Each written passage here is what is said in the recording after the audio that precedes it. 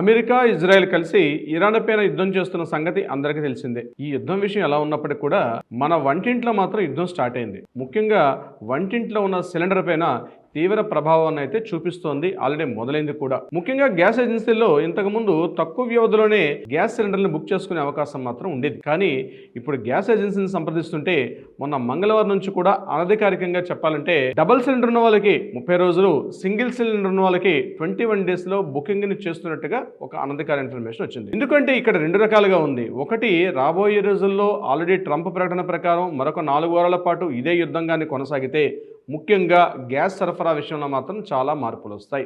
మన తెలంగాణ విషయానికి వచ్చినట్లయితే మనకి విశాఖపట్నం, మంగళూరు ప్రాంతాల నుంచి సిలిండర్ వచ్చినప్పటికీ కూడా ఈ గ్యాస్ యొక్క సరఫరా ముఖ్యంగా ఇరాన్ దేశం ఉన్నటువంటి హర్ముజ్ జలసంధిపై నుంచే రావాల్సిన అవసరం అయితే ఉంటుంది. కానీ హర్ముజ్ జలసంధి ఎప్పుడైతే దాన్ని కంప్లీట్గా స్టాప్ చేయడం, రాకపోకలు ట్రాన్స్పోర్ట్ విషయంలో ఎప్పుడైతే నిలుపుదల జరిగిందో ఇక ప్రత్యేకించి మాట్లాడాలనుకుంటే మన సిలిండర్ విషయం మీద మాత్రం చాలా తీవ్రంగా కొంత ప్రభావాన్ని అయితే చూపుతుంది. ముఖ్యంగా వంటింట్ల ప్రభావాన్ని చూపుతుంది. సిలిండర్ 30 రోజులు, డబుల్ సిలిండర్ ఉన్న వాళ్ళకి, సింగిల్ సిలిండర్ ఉన్న వాళ్ళకి 21 డేస్ ఉన్నట్టుగా ఆల్రెడీ ఏజెన్సీస్ కూడా చెప్తున్నాయి. ఇది కాకుండా పొరపాటున ఎప్పుడైనా ఫ్యూచర్లో ఈ గ్యాస్, మన వాళ్ళు చాలా జాగ్రత్త పనులు కదండి, ఎప్పుడైనా ప్రాబ్లం వస్తుందని చెప్పి ఆల్రెడీ గ్యాస్ బుకింగ్లకి ఈ కన్ఫర్మేషన్స్ కూడా, అంటే కొత్త గ్యాస్ సిలిండర్ కోసం అని చెప్పి అప్లికేషన్స్ కూడా ఇటీవల కాలంలో చాలా ఎక్కువగా జరిగాయని చెప్పి కూడా ఏజెన్సీ అధికారులు కూడా చెప్తున్నారు.